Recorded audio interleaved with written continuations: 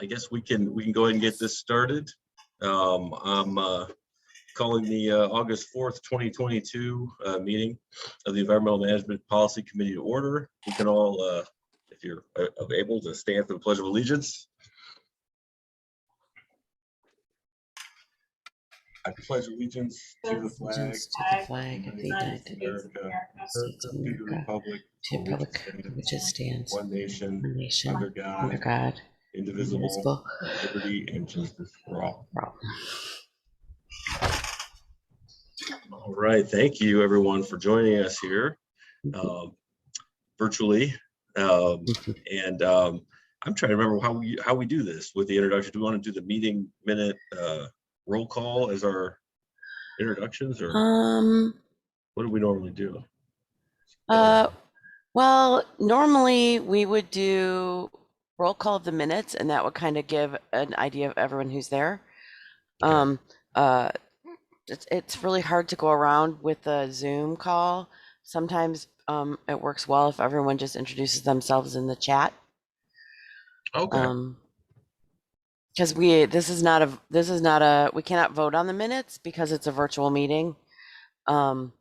So, and that was the only action item. So I thought it wasn't necessarily mission critical to make it a voting meeting, given the high COVID numbers. So, sure. We could go around if you'd like, or we can just have people drop their intro in the chat. Yeah, why don't we do that as we're go through the meeting? If you could put your name and kind of something about you and your organization in the chat, that'd be nice. We can all go through it and get that from everybody. And I guess, but before we get into the meeting, the content here, is there anyone in the public that would like to make any comments? Any public comments? Oh, I think we got some more people coming in here. Okay, hearing no one for public comment, then we'll move on through our agenda. We're very happy to have IDEM with us today, and Kathy, you can go ahead and give probably a better introduction than that.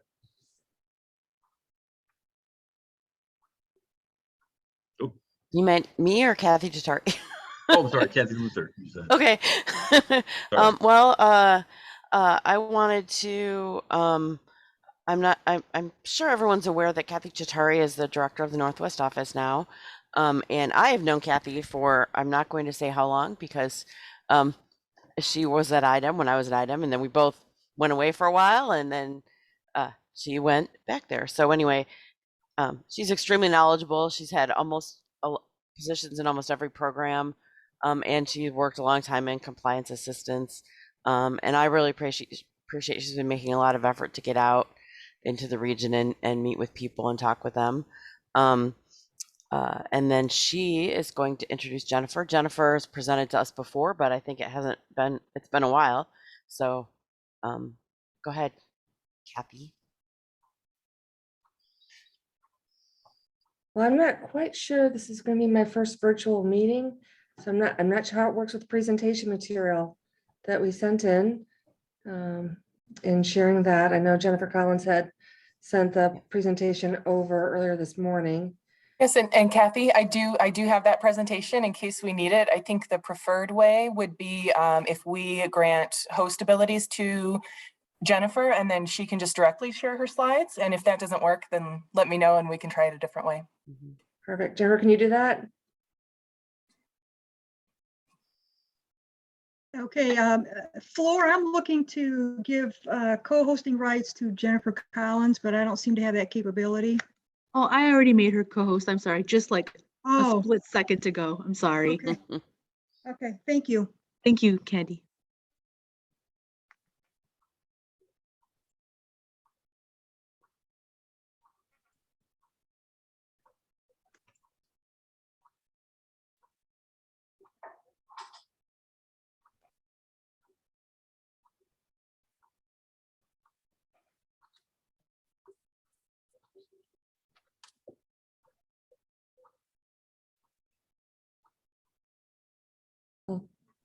The first, I just thought you guys would actually just appreciate the photo based on the weather that we've had the last couple of days. Heat waves, the thunderstorms, the rain. Just remember around the corner, we have snowstorms coming our way. So with that, but just, our office, we're located in Valparaiso, right off of US 30.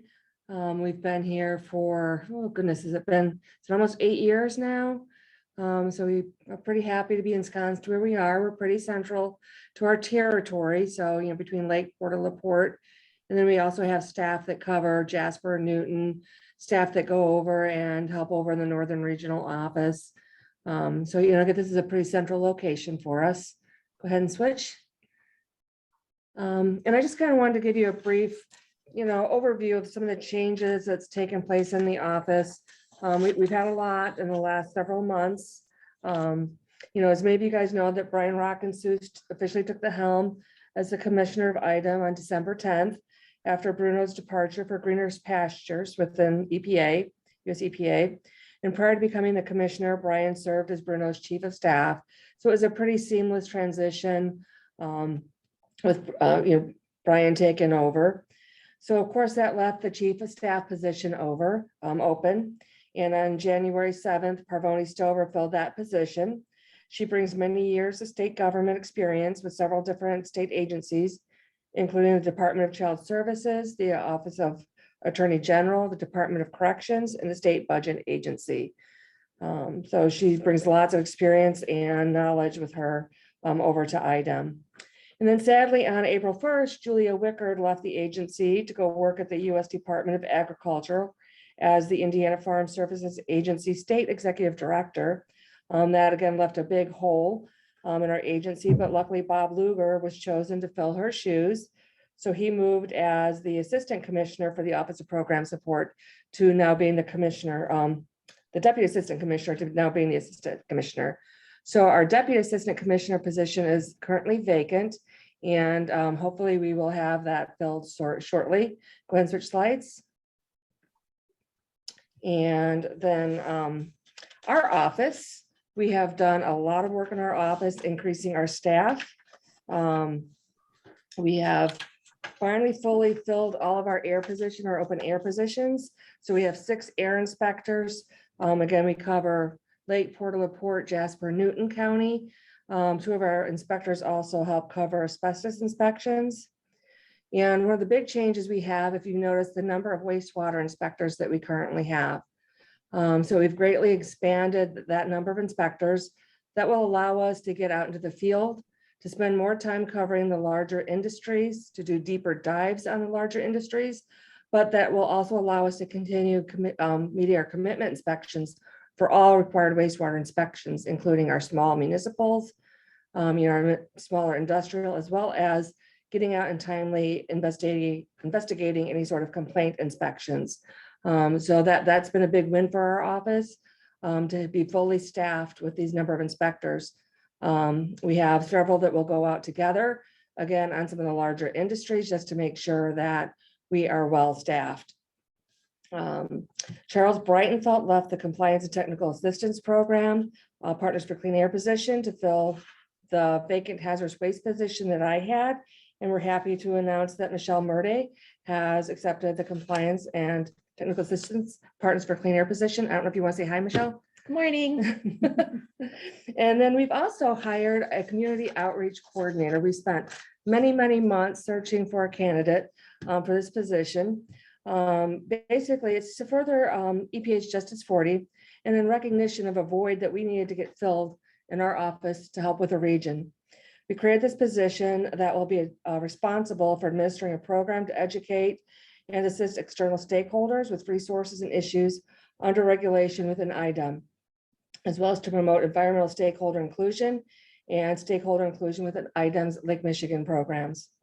We're pleased to announce that on July 25th, Mr. Raheem Evans accepted the position, and he will be working along with Herb Ingman out of the central office on developing a strategic communications plan for reaching stakeholders at the community level and facilitating communications between those stakeholders, IDEM, and local businesses. I don't know if you want to say hi, Raheem. Good morning. Did I switch over to you? It's an owl.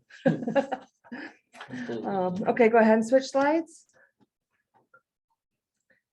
All right, oh, sorry, that was the community outreach, sorry. Go ahead. All right, and then the other thing I just wanted to share with you guys is our Lake Michigan Sites of Interest web pages. So we create these pages where residents and stakeholders can sign up to receive updates for individual sites of interest along Lake Michigan. In addition to receiving inspection updates, they can also view current permits, consent decrees, and agreed orders. And the websites will contain links to the virtual file cabinet, and if applicable, any other recent incidents that may be applicable at the facility. The sites of interest include U.S. Steel Midwest, U.S. Steel Geary Works, Cleveland Cliffs Burns Harbor, Cleveland Cliffs Indiana Harbor Works, Cleveland Cliffs Geary Plate, and the BP Whiting Refinery. Now, this is pretty much going to be strictly issues related to water. So it won't have anything to do with air permitting. It's going to have their wastewater information on it. Jeff, you can go ahead and change the slide. So that's the link to the Lake Michigan Sites of Interest. You can also sign up through GovDelivery to get automatic notifications. And you can kind of see off the side there that you could click on those different facilities and you'll get automatic alerts when something new is added to those pages. U.S. Steel, as part of its consent decree, is doing an environmentally beneficial project, which includes additional sampling along Lake Michigan. If you want to know where the sampling results for those are taken or posted, it's at that bottom link. And that's my spiel. Jennifer, you want to take over? Good morning, everyone. My name is Jennifer Collins, and I am the Pollution Prevention and Compliance Assistance Manager here at IDEM in the central office. And this is my contact information. And you may remember me as Jennifer Schick previously. I've been with IDEM for over 21 years and left for a short time to serve in the city of Indianapolis administration under Mayor Greg Ballard and returned in 2016 to this office. I have the pleasure of working with the voluntary programs and the compliance and technical assistance program. So I wanted to cover a little bit of information about that compliance and technical assistance program. You probably have heard some from Chuck previously about that and Kathy and over the years. Just wanted to share a little bit of information about our new portal if you aren't aware of that. And so I'll get started here. So we are free and confidential. We are non-regulatory in nature, and we do help in a multimedia fashion. So we cover a variety of topics from air, land, water, EPCRA, all of those and many more whenever we get calls. We have a lot of things that come in, and some may be pertinent to IDEM and others may not be. So we try to do our best to get you to the right place. So free and confidential, we are available to all sectors at no cost. We are confidential by state statute. And that means that we hold all the information about you as a company or organization if you contact us. And Michelle is our contact there in the Northwest Indiana office. If you contact her directly, her job is to maintain that confidentiality with you as she assists you, unless you waive that confidentiality. So we help facilities with existing legacy issues. We've been heavily involved with new companies coming into the state, so helping to understand what permits may be required at a new site. We work with government agencies, and we have also worked with trade associations and other industry groups to better understand their processes so that we can better get better permit language into their air permits or water permits. So this is a state statute, as I mentioned, 1328.34. The only time that we would ever possibly violate that confidentiality or remove the confidentiality is if a clear and immediate danger exists, and there's a whole process that we go through to break that confidentiality. So it really has to be severe in nature to warrant that. And in my history here, we've only ever had one location that really was posing a risk, and we started to run it up the chain here, and they ended up correcting their issue very quickly. So they did not want us to waive that confidentiality. So we are not regulators. We do not issue any violations, permits, fees, fines, or take any enforcement actions. We are the non-regulatory side of things. So feel free to share any information freely with your questions that you pose to us. Like I said, we cover a lot of things within our range of knowledge. We have very experienced air personnel. We have water, land. I know Michelle's background is in remediation, and so very experienced folks. And we also have connections into the agency if there's a specific issue that we can help out with. We can work on your behalf. And we do that in a confidential way with just high level information and getting the best information possible. We do also provide a quality assurance guarantee for our site visits that we conduct. So if we come out and help you out, we will provide a letter, and that letter can be used in return. So if a inspector were to come on site and say, well, wait a minute, you're doing that wrong, and somehow we had advised you incorrectly, any penalties related to that implementation would be waived under the civil penalty policy. So we are try to do our best to be very accurate with our information. We don't want that to happen. So as I mentioned, we have Ctap staff all over the state, and Michelle is our one of our newest additions in the Northwest Regional Office. We also have a South Bend office where Joe Nucleus is our contact there. Our central office, we do have four plus an additional small business regulatory coordinator.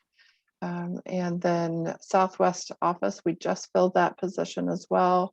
And Andrew Dryden, so he's in our Southeast office. So if you have any folks in any of those other areas that need to contact us, please feel free to share that information.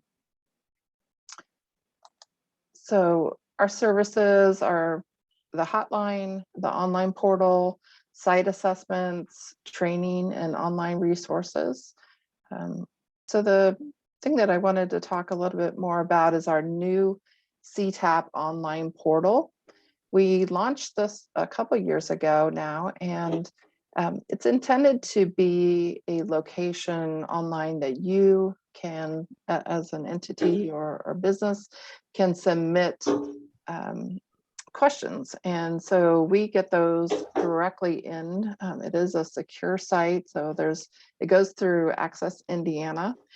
So there's a multi-layer of verification to get into that system, and it's able to communicate and track those interactions with Ctap staff. So you can store all the information that you're getting from them in this one location and not have to go back through multiple emails or find, those calculations that they sent somewhere in your computer at a later date. So everything can be stored for you in one location. It also allows you to comment back and forth through kind of a text messaging type system, comment chat feature. And we give you a chance to give us some feedback or reopen the case if for some reason there wasn't any closure on the issue that you needed. If you needed more information, you could reopen it. So this QR code at the bottom is a direct link into that portal. And if you don't already have, I'll go to the next slide. If you don't already have business that you already conduct through Access Indiana, this is a slide that shows you exactly where to head to create your own account. And if you create your own login, then you can see our Ctap database right here in the circle. There's other governmental services available also. So if you have BMV services that are available, DOR, DNR, some other things business related. So might want to check that out. We also have a landing page on our IDEM website that looks this way, and you can access that portal through that tile on that page.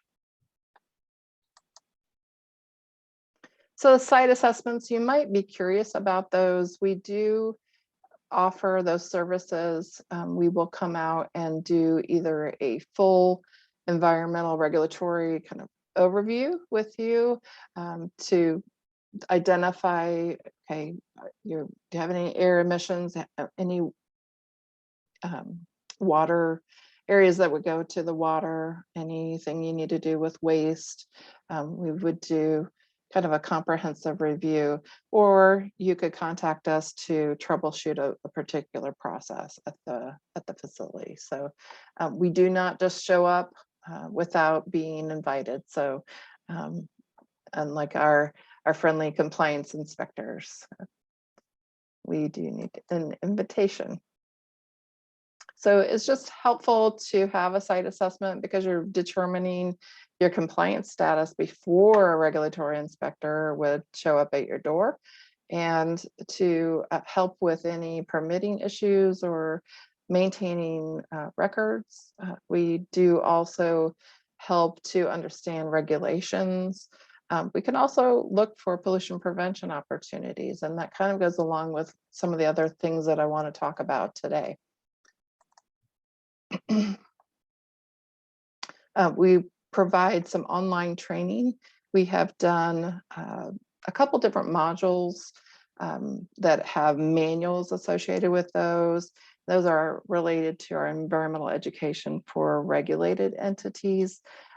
You'll find at this website that we have two modules. We have an air module and a pollution prevention module. So sorry, I advanced that before I wanted to. And then we also have, so that's intended for people who aren't really trained in environmental regulations, to the basics of understanding air permitting, air compliance.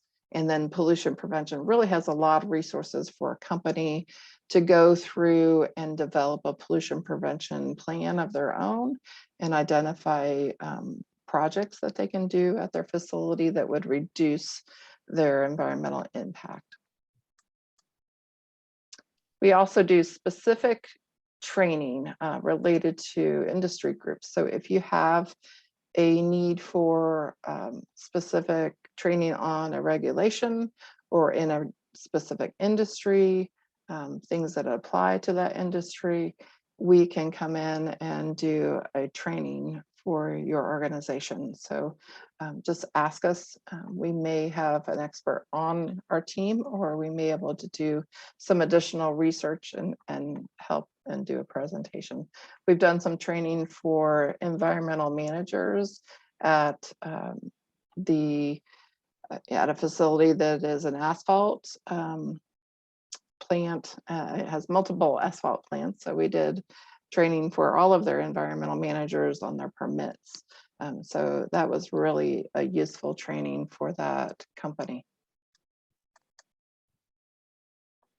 Our next E101 webinar is on September 29th, and that is all about making waste determinations. So we'll cover the solid waste side, but we'll also cover the hazardous waste side of things. So if you're interested, please go to our website and sign up for notifications on those. And we will also be announcing those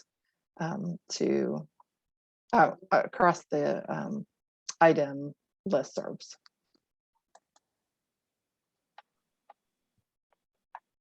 So if you haven't already been to our Ctap website, there's a lot of other specific regulatory guidance and training opportunities, fact sheets, and other items to check out. I wanted to quickly move into our voluntary programs. One of the things that is coming in early 2023 is the Indiana Clean Community Program. Some of you may know that program already. It was previously called the Indiana Clean Community Challenge, and CLEAN stand for the Comprehensive Local Environmental Action Network. So we kind of did away with all of that acronym. Now we're calling it the Indiana Clean Community Program. Previously, it was based on an application process that required a local quality of life plan and then a 4-year membership term. It was a long process for the community to get into the program, and then to do projects every year related to the environmental management system. So we've moved into a new program, and we're currently in the process of a pilot. And this program is more related to community-focused projects. I know you have a lot of those going on in your area, and so this is a perfect time for us to talk about this, because once we roll out the program early next spring, you may be able to jump on board with this program pretty easily. So it's a 3-tier program, and we have much less paperwork associated with it. We do not make the community develop an environmental management system any longer. The focus is on getting the projects implemented and just getting the community to move through the program more quickly. And you may wonder why communities are joining this. So just to become more sustainable and resilient, and using this pathway for continuous improvement. Also saving time by using their program resources more effectively, and through decreased energy use or any other things that are taking time away from their core business. Saving money, developing best practices for their community, and providing leadership action roles for community members, businesses, and institutions to strengthen their community, receiving public recognition for the work that they're doing, and to support state and local initiatives simultaneously.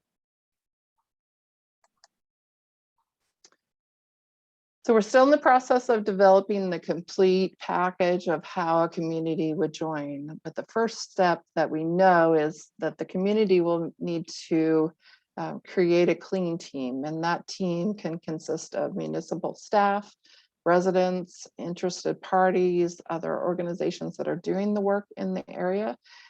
They can then show a commitment by passing either a local resolution or an ordinance. It just has to be high level commitment from the community. We also will then encourage them to choose and implement projects. This is based on the community size. So we have, we're basing that off of population size through the Indiana code. So a medium community is 35,000 to 600,000. And that's the majority of the communities that we and we see in Indiana with the smaller ones. We have one large city, which is Indianapolis, based on this population gauge.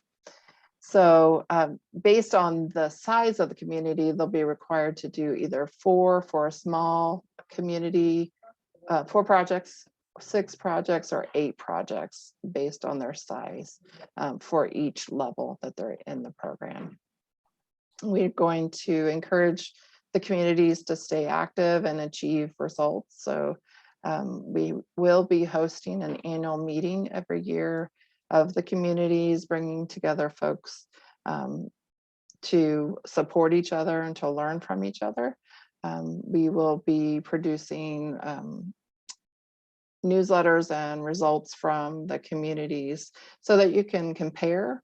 You know, on a project, you might be working on something related to stormwater in this one community, but this other community hadn't done anything with that yet.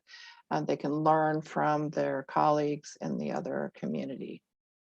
And then to receive recognition and benefits, we are currently modifying the voluntary program rule, and it will be hopefully in place by early next year. That's what's determining our time frame. That will allow us to provide regulatory benefits to the communities. We had this previously under the old program. So it's things like advance notice on inspections, reduce reporting on some of the semi-annual report or monthly reports may become semi-annual reports, various things like that. So some of those regulatory benefits will be offered at the various levels.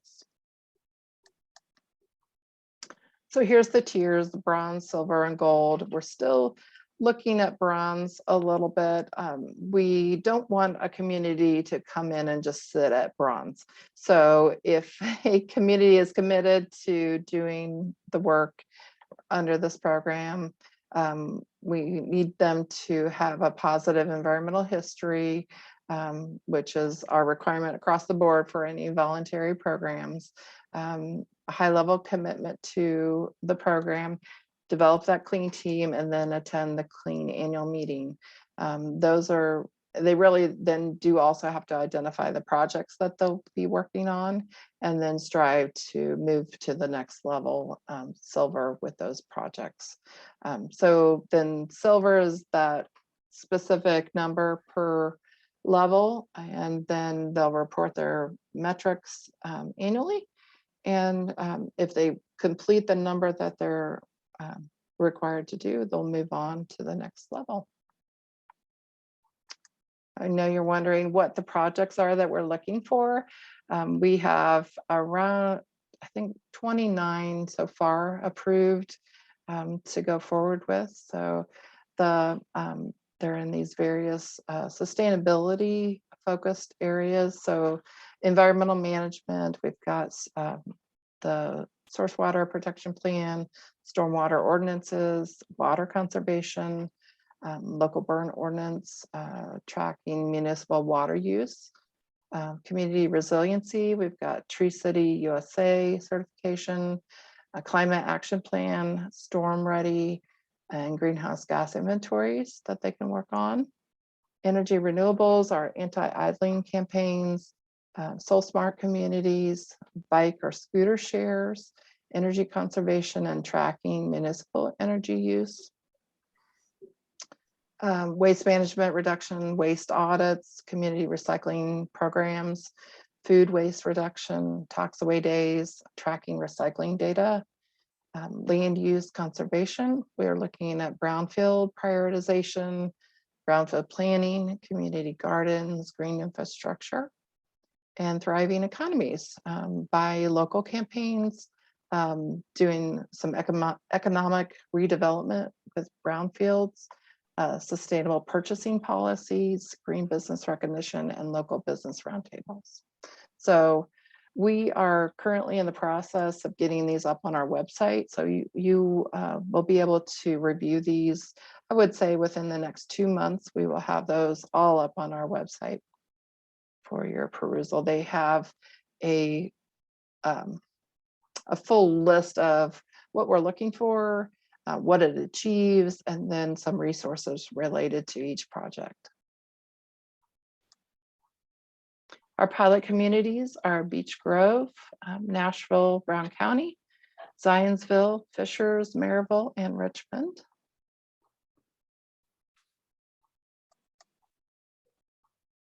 And so we intend to get feedback from the pilot communities in October. We're holding an annual meeting at that time, and then make some adjustments to the program based on that feedback. And our statewide rollout will be in spring of 2023. So if you are interested in joining the program or have more questions, our program manager is Missy Shaber, and she is from Southern Indiana. So please give her a call or email her directly. And I'm happy to answer your question as well. I do have another few slides. Do I still have a little bit of time, or am I over? I think you're okay for time. Okay, just a couple more slides.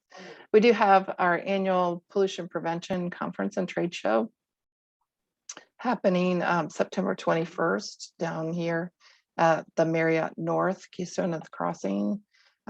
This is through our Partners for Pollution Prevention, and that's just a bunch of us that get together. We're really focused on pollution prevention ideas and business practices and innovations related to water and waste reduction. So we have, you could become a member of that organization, and Jean Fix is our program manager for that program.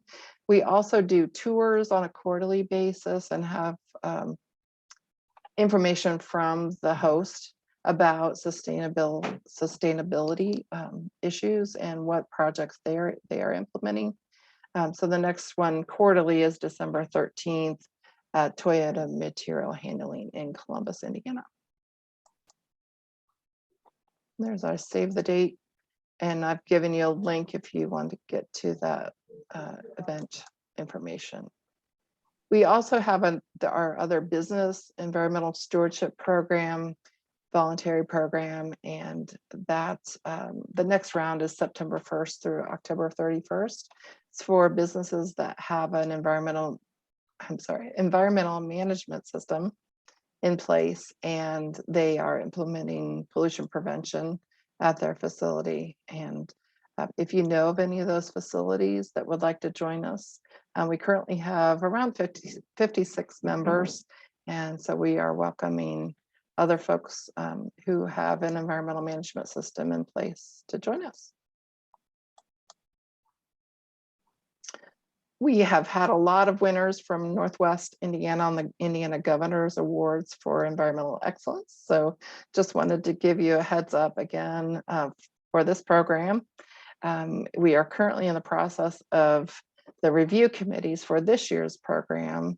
But I wanted to remind you that in January, we will be accepting nominations again for projects in these award categories. So if you have a project that's going on right now, you could actually go online and look at the narrative guide and kind of preemptively prepare a package to submit to this Governor's Award nomination.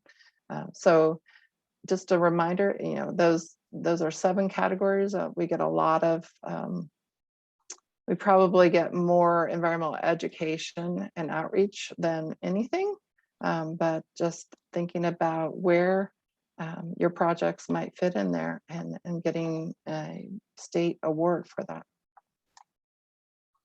We do have some available grants for recycling market development program. Those are currently being processed right now for this year, but again, those will be available in spring of 2023 from $50,000 to $500,000. So they're mainly focused on recyclable material collections or consumption, focusing on what new markets can be developed for those recyclables. So open to public, private, local governments, and nonprofit organizations that are doing business in Indiana.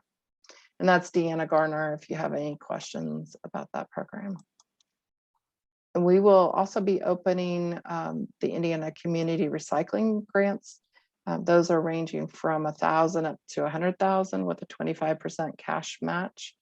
Those are for expanding a community program. And those will be open in September of this year. So if you have an idea for anything that's going on in your community or at solid waste management districts or nonprofit, please do feel free to apply to that program or reach out to Jennifer Helregel for questions. We've also been hosting some recycling roundtable discussions. Deanna has hosted those, I think, a couple times a quarter. So we are looking at the whole issue of recycling. And so it's been a variety of discussions from the local level to markets to, how to handle certain recyclables. So if you're interested in having more discussion about that, please feel free to sign up for those. You'll just go on to that website and sign up for our listserv and get notice on when the next one's occurring. So you can contact Ctap at any time. If you have any questions for me, I can take some questions now or answer those at a later time. Thank you. All right, Jennifer, thank you. That was great and informative. I just had one comment, and I guess for discussion for us. Hopefully, when you guys are rolling out, the program as you move for more of a bigger rollout for the communities, you can hopefully come back and talk to the full commission at NERC where all the community kind of representatives are present. I don't know, Kathy, what your thoughts are on that, but I think that'd be great. I think, yeah, especially the community part. The other thing I was gonna ask, if maybe we could talk later, if when you're rolling out the programs, if maybe you wanted to do a workshop in our region or something, we could host something like that and get multiple communities, because that is a big part of our effort. Yeah, that'd be great. Great. Any other questions for Jennifer? Comments? The other thought I had was when you're going through some of the environmental remediation programs and that you have. I know Kathy, I always enjoy when she updates us on what NERC's support for those and funding for some of those projects. I know we just did a few of them, but yeah, if there's anything else you need from NERC or just please let us know, because I know that I can speak for myself as a commissioner. I know a lot of the other commissioners are very supportive of those projects for sure. So thank you for all those. Great. Yeah, we'd be happy to share more information as it becomes available for you. Thanks. All right. Well, thank you very much for your time and the information. That was really good. There's a question in the chat about more information on the recycling grants. I think Kathy Chitari sent those to me before. I can put the link in the chat if that's okay. Oh, that would be great, I think. Okay, any other questions for Jennifer? All right, thank you very much. I guess we can kind of move on then to our climate action update, climate action NWI update. Thank you. Let me share my screen. Just on this screen. Flor, can you add me to screen sharing or hosting, please? Yes. Sorry about that. That's okay.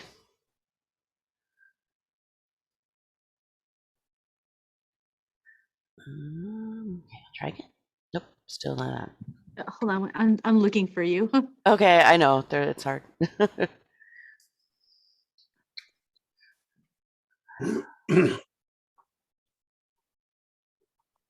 I'm on the top of my screen. I don't know why I'm not on the top of yours. I'm just kidding. All right, you're in. Okay. I wanted to, a lot of you have been participating in the regional climate action planning work group.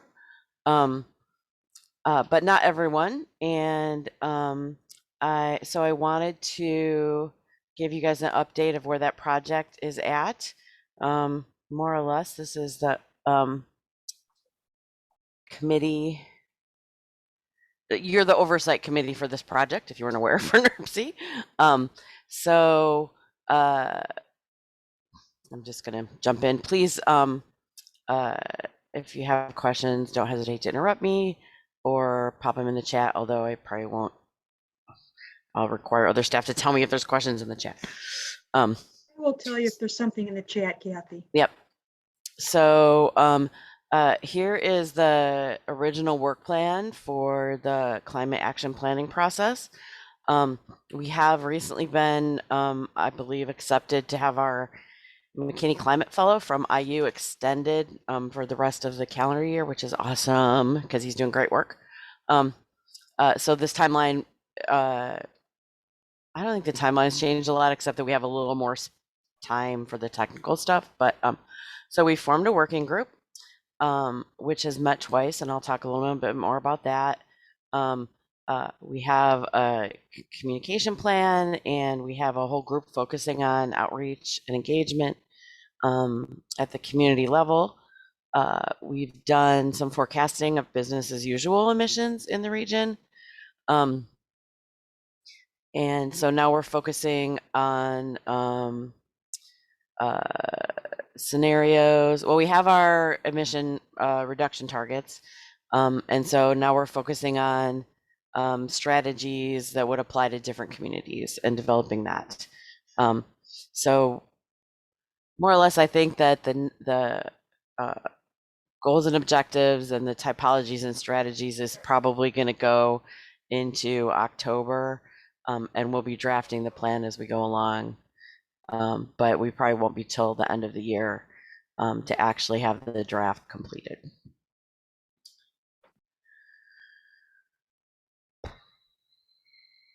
So the work group right now, we invited 68 organizations with expertise ranging across all of these topics. Waste management are the waste management districts. We have 2 transit operators. We have several of the county SW soil and water conservation districts, as well as local food council representatives. We have NIPSCO.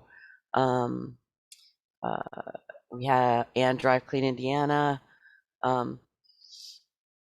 So we've tried to have a really diverse representation of strategies and expertise on the group.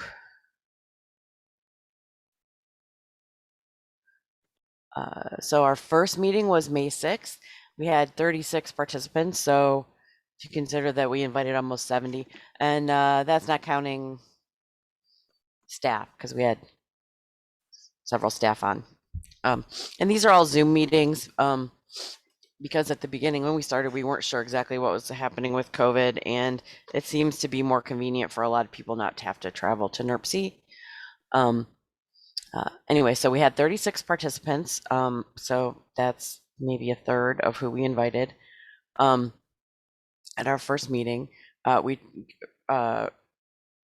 gave them largely the presentation that we gave to NERC in April, or to you at the MPC in April, which was the summary of the climate greenhouse gas inventory, which I've just showed before, that are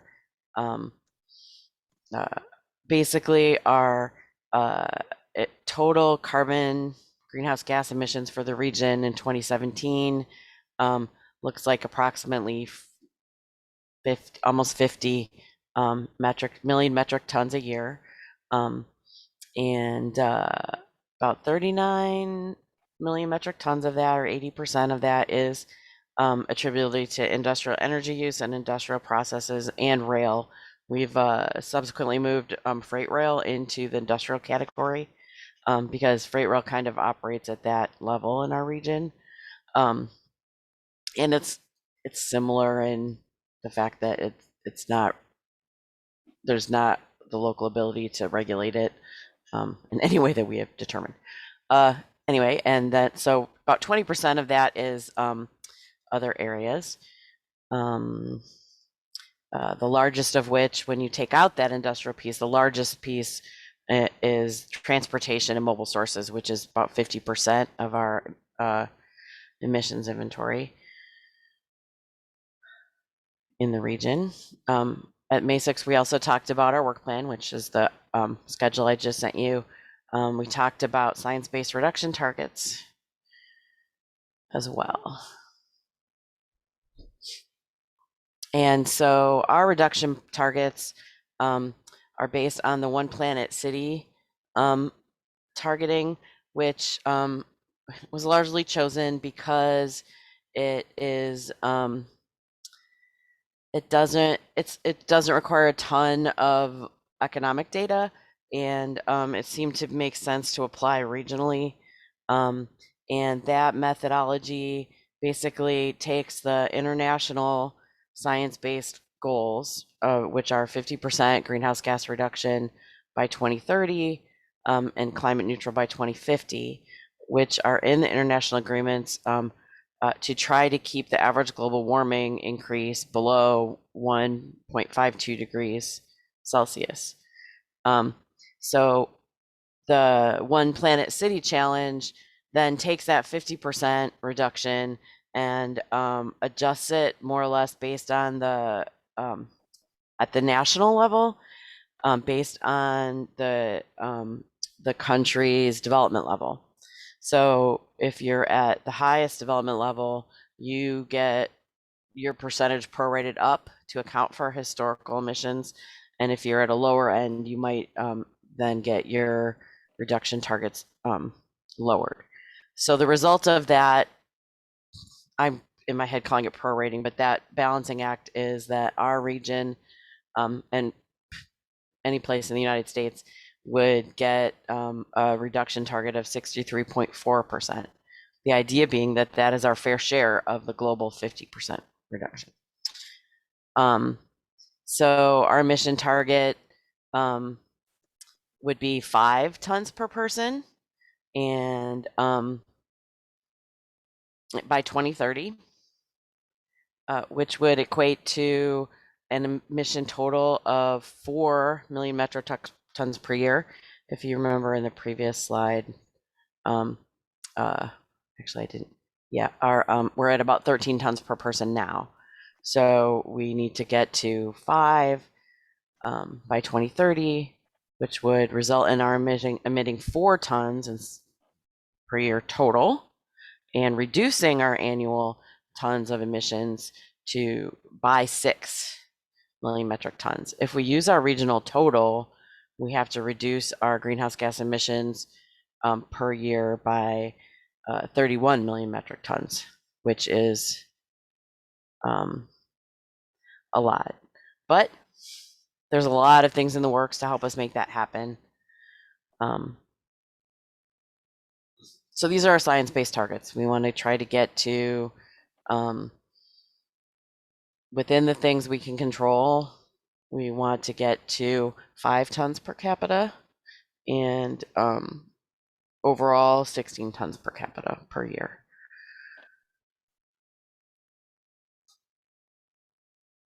So so the input we received at that meeting from the participants, based on the questions, priorities, and things people were interested in, there was a lot of interest in the natural area, trees, plants, parks. What is their role in our climate action plan? Quite a bit of conversation around questions about the transit and transportation piece. increasing transit, reducing transportation costs in the freight sector and through land use change controls. There was a lot of interest in kind of individual action, neighborhood involvement, communication, and education.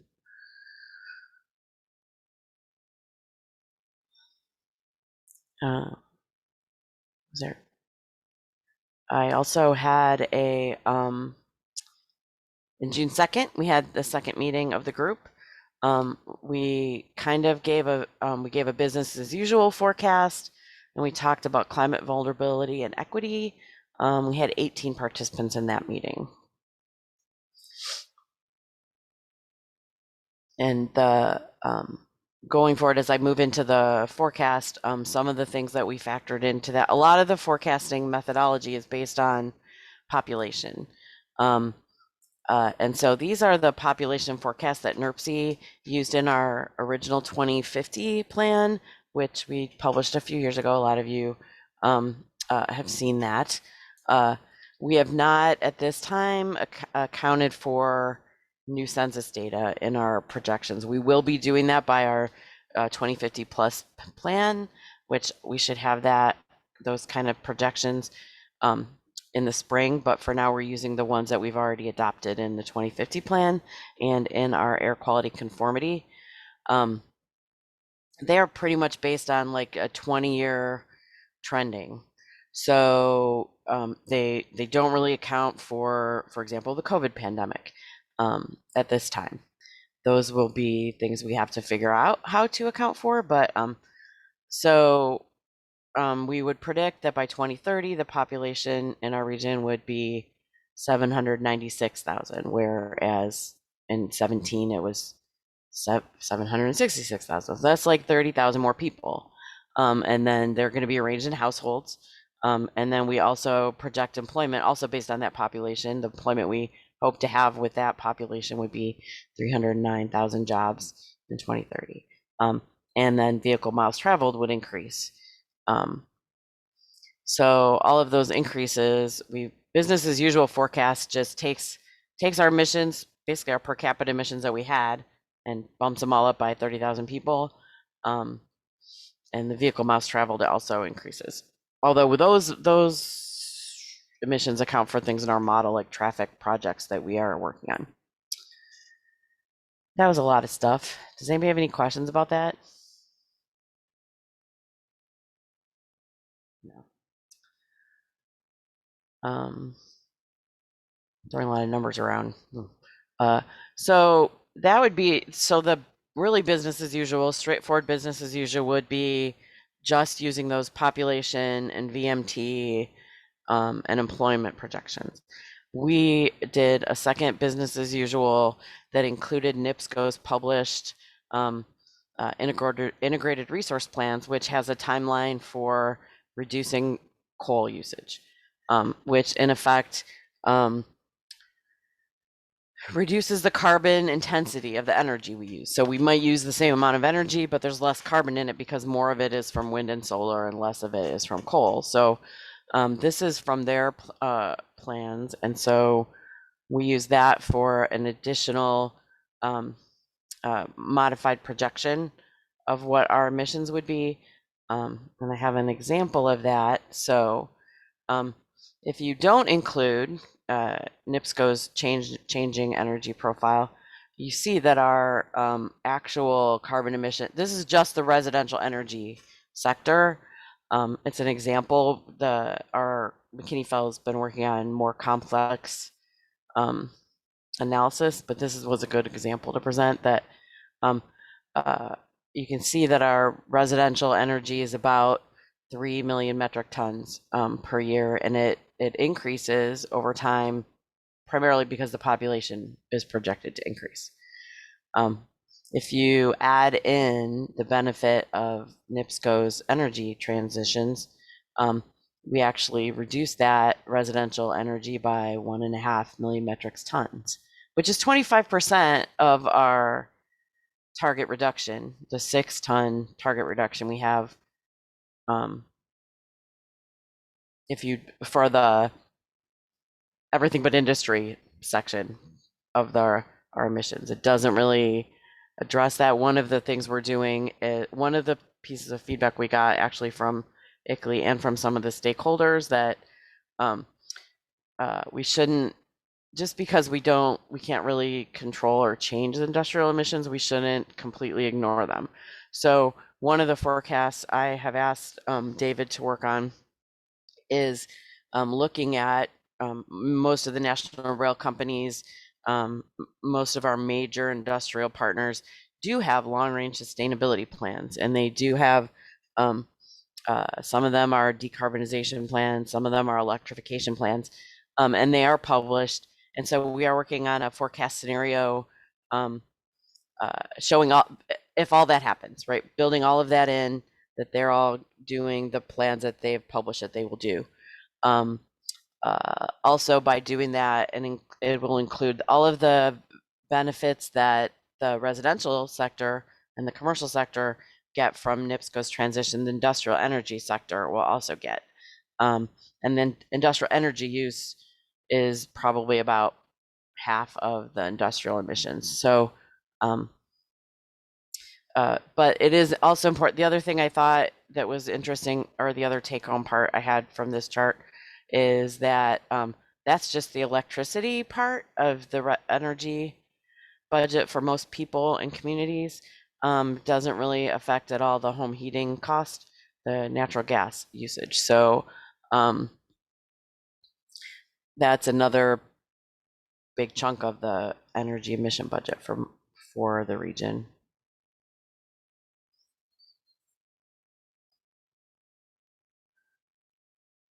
Oh, I was gonna say, this does build into the forecast. I think it builds in increased electricity demand for increased air conditioning needs. So that's the other reason why it's going to increase with the business as usual. That's my only other point. So we talked about that at the June 2nd meeting.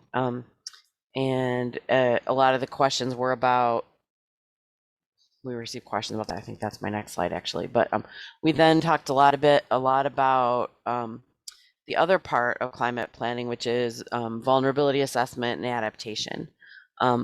Essentially, a lot of you will recognize this from risk. It's kind of a risk thing, is your vulnerability or your risk is a combination of the hazards and the exposure of people and buildings and resources to those hazards. And that's your risk, and that can be lessened by your adaptive capacity. So there's several tools available. This particular table is from the Hoosier Resiliency Index, which is a tool the Indiana University now has available online. I should have put the links in here. Well, we're working on our webpage for this, so the links for a lot of these resources will be in there. So this is an example of what you get from the Hoosier Resiliency Index. It shows in Lake County how much of the agricultural land is in a floodplain, how much developed land is in floodplain, forest, wetland. So in Lake County, for example, 36,000 acres are in the floodplain, and 46% of those are developed. So that's a lot of built-in infrastructure that's at risk, or has an exposure to flood hazard, which is one of our climate change hazards in Northwest Indiana. Another tool for vulnerability assessment that is NOAA's special flood hazard snapshots. We have these are created for each county, and they're available online, and it has a lot of great data about jobs and economic risk of the flood hazard by county. So within the context of vulnerability, equity and environmental justice is an important consideration as well. It goes to that issue of adaptive capacity and also to the issue of exposure.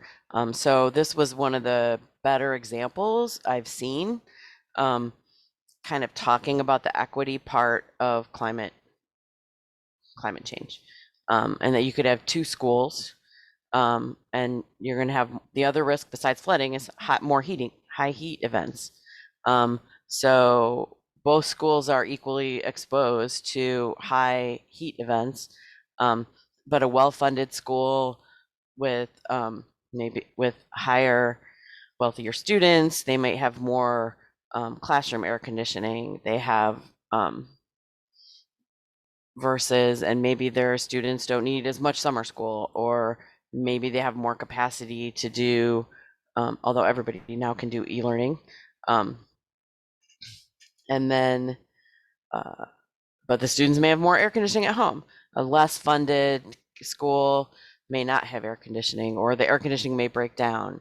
Maybe they have to close the school because of the high heat days, so the kids miss more learning opportunities. So where if you have a limited number of dollars to focus on adaptation in an equity world, maybe not all the schools should get the exact same amount. Maybe you should consider that in the balance. And so then that begs the question of, well, whose school is whose school's on the right and whose school's on the left. This tool, the CDC publishes social vulnerability index maps, where they've compressed a lot of different statistics into 4 vulnerability themes. And I kind of joked with our GIS people that we probably spent, I don't know, hundreds of man hours creating this exact same thing for our 2040 plan, one at a time. And now you just click a button and CDC did it for us. But this particular tool takes a lot of different factors and combines them into 4 indices.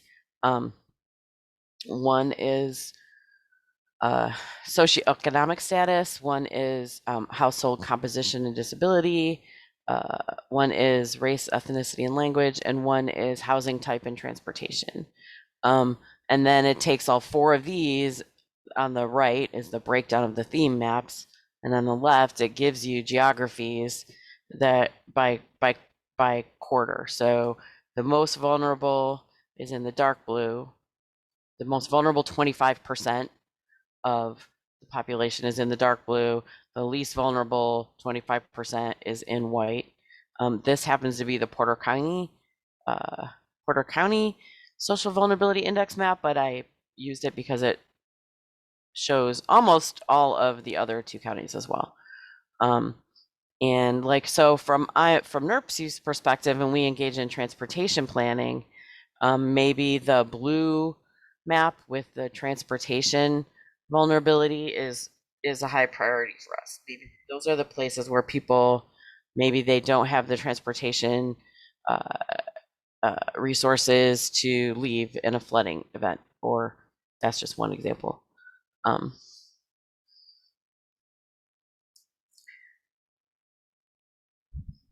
So after we presented all of this information to the group on June 2nd, a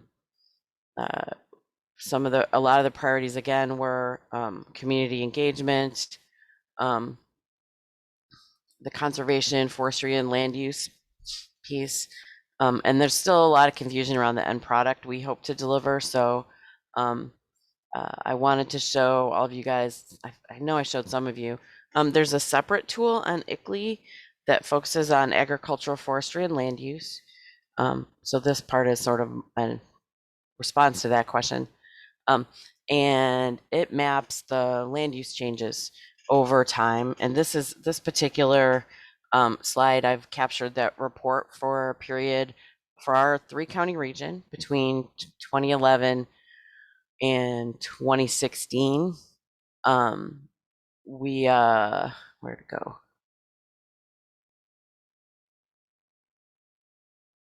we lost, where's the number of acres we lost?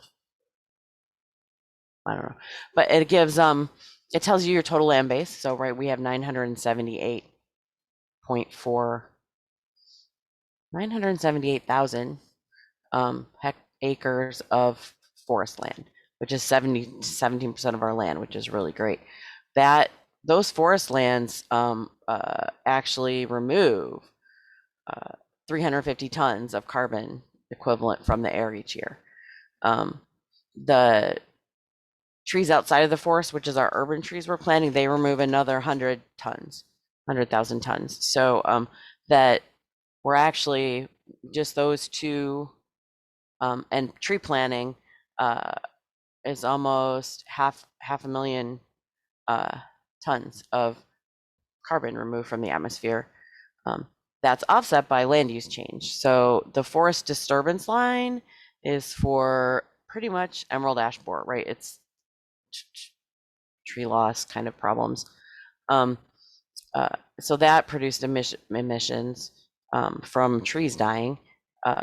Forests being cleared for development produced carbon equivalents. So these are the categories of kind of land conversion. This tool that does this report has a lot more categories, but then when you ask for a report, this is the summary it gives you. So we can see that planting more trees did give us some benefit in carbon removal, almost 7,000 tons in 2017.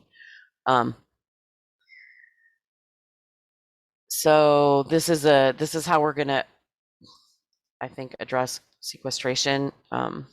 Is we can talk. Can we increase either we need to increase the conversion to forest, or increase the trees outside of the forest, which we now know. I think we're going to be celebrating 10,000 trees at Community coming up. Or, stop cutting them down. That would be this column where there's emissions.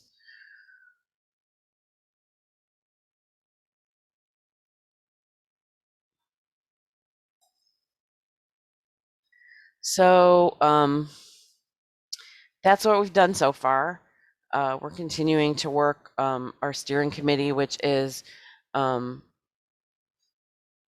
staff, the Earth Charter Indiana partners, Kathy Sipple, and Renee, and our McKinney fellow, David Clifford. We're continuing to work on the forecasting. We're continuing to work on carbon emission reduction strategies and quantifying those, and analyzing them for suitability in our region, and work on the community engagement group. We have the next meeting for that group is scheduled for August 11th at 1 p.m.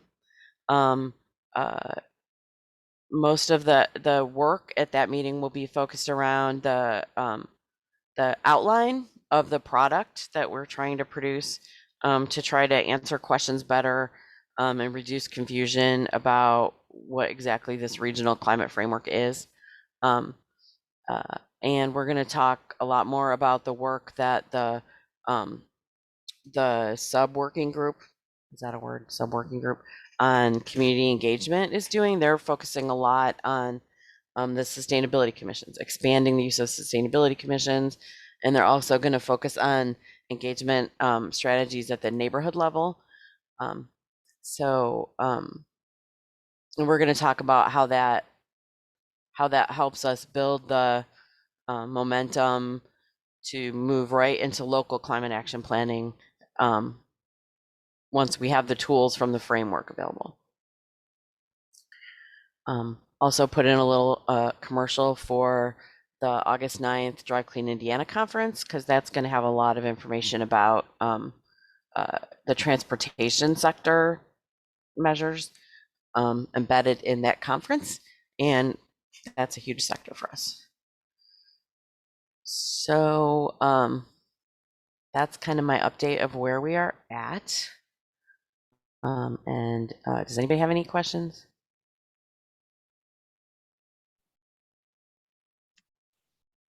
All right. Thank you very much, Kathy. That was great. And all right, let's just keep moving here. We have reports from planning partners. Is that? I'm not sure I who all don't we have think on. I'm looking to see if normally that's Drive Clean Indiana. Where did I see her? That would be me. Ah, I knew it. I knew you were on. Yes. Mhm. So my name is Sharon Sumko. I'm with Drive Clean Indiana. I am actually just beginning week number 3, so bear with me. I've got some things to share with you guys that Carl and Ryan both have given me. So if you have any questions when I'm done, feel free, you can contact our offices and then we can direct you to the right person, because unfortunately, I may not know answers to all of the questions that you're asking. But based on what Kathy mentioned, as she said, we do have our annual conference and expo. It is coming up next week. It is on Tuesday, August 9th at the Blue Chip. If you are registered, you can also attend the evening reception the night before.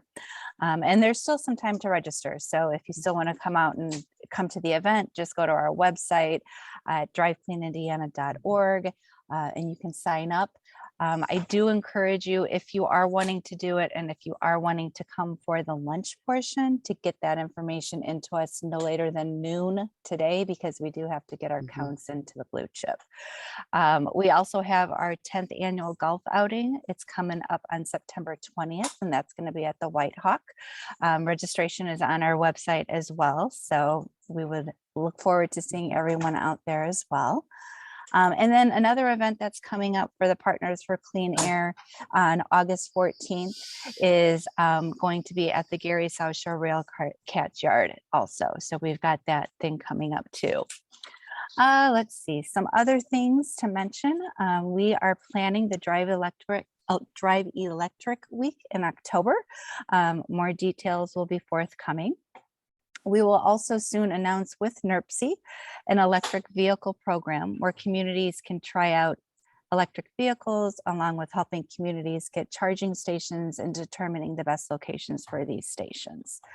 Another thing, we are in the process of finalizing our results from the calendar year of 2022, and we will have this for the next meeting for you guys. We are working with many communities on the upcoming NOFA funding and OFA funding as well. Another exciting thing, the city of Portage, they actually just received their first of 7 CNG refuse trucks. This is actually going to reduce the greenhouse gases by about 90%. Another exciting thing, Munster, Indiana is going to be receiving their first electric school bus, and they should be getting it around September. Let's see, we also have the Port of Indiana actually just received their first Chevy Bolt electric security vehicle, and that was due in part to a grant that Drive Clean Indiana wrote for them. So something else that's pretty exciting. And then another area is that we are working with multiple schools in the NERPC district on propane and electric school buses through the EPA Clean School Bus Program. So those are some of the things going on over here, and some exciting things that both Carl and Ryan wanted me to share with you guys. All right, thank you very much. You're welcome. That's great. Any other reports, or do you want to go to announcements? I think reports and announcements get commingled, and so if anyone Sure. wants to do either one, I think that's fine. We still have 8 minutes left. I have two announcements. First of all, I wanted to share that the EPA had submitted a report to Dune Acres, and we had that presentation. Dan Plath from the National Park was also involved in that, and that had to do with air quality monitoring that had been done at the Bailey plant and at Cleveland Cliffs, our Solar Metal in 20 and 2020 and 2021. So it was a really interesting report on the findings. If anyone is interested in that, I have the one that was prepared for Dune Acres, but I'm sure it's online also. And then secondly, just for those that are here, the Flora Richardson Foundation is hosting a very small event tonight at the Dune Acres Clubhouse that will be the culmination of our internship program from local colleges.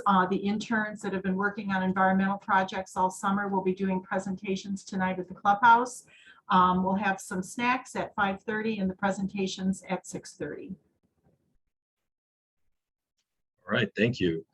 I had a real quick one. The INAFSM, Indiana's Association for Floodplain and Stormwater Management annual conference, early bird registration ends today. So it's in South Bend this year, September 14th through 16th. It's a great stormwater conference if you're interested.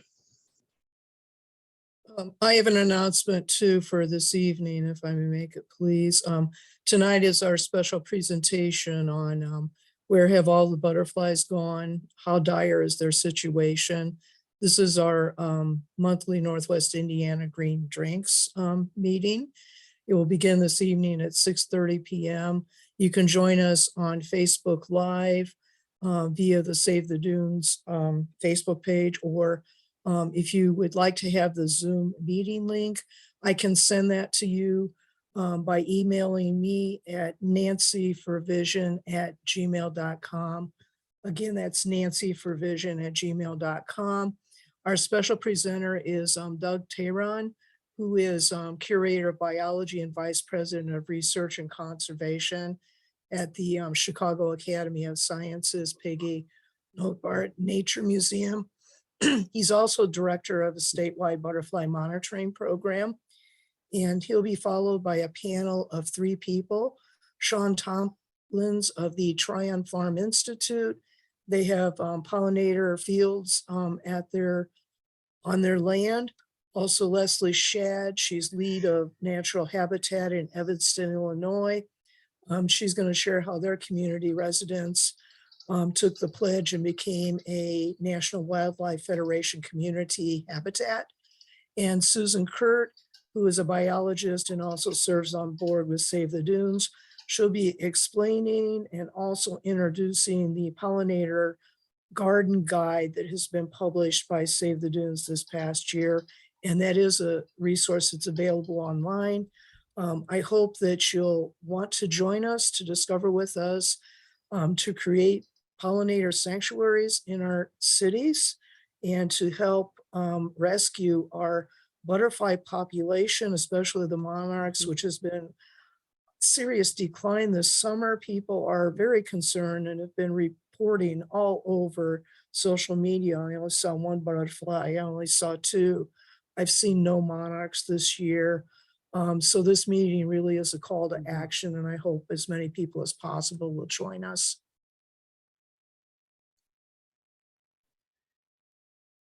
When was that meeting again, Nancy? I'm sorry. It's tonight, Tuesday, Okay. and that's 6:30 p.m. And if you have Facebook, then you can join us via Save the Dunes Facebook page easily. Also, that announcement has been posted on Facebook. And if you prefer doing the Zoom option, you can find that in the description. Or if you email me directly, I will send you the Zoom link so you'll be able to get on in time. And my Zoom, I should say my Gmail address is nancyforvision@gmail.com. And thank you for allowing me to make this announcement. Thank you. I thought of another one. I'm trying to find the link to put in the chat right now, but if you haven't already done the survey, NERC has a survey out right now. I think we showed you guys a couple months ago at a meeting, a QR code. I'm gonna find it on our website and put it in the chat in a minute, but most of you know I can't talk and navigate at the same time. But we are looking for input for the 2050 plus plan, which is going to be updating a lot of the transportation aspects and some of the quality of life aspects in the 2050 plan. So we have a survey looking for public input for that. Oh, Kevin, thank you. And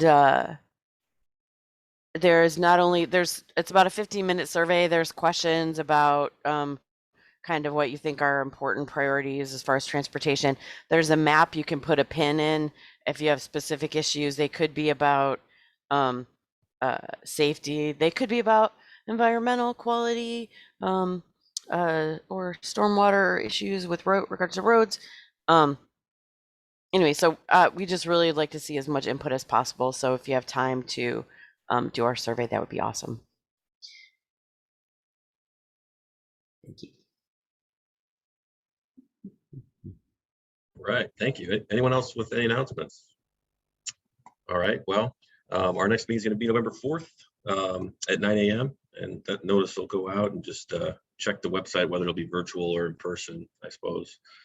And if there's no other announcements or comments or anything like that, we will, and hearing no objections, we will adjourn this meeting. And everyone have a great rest of your day.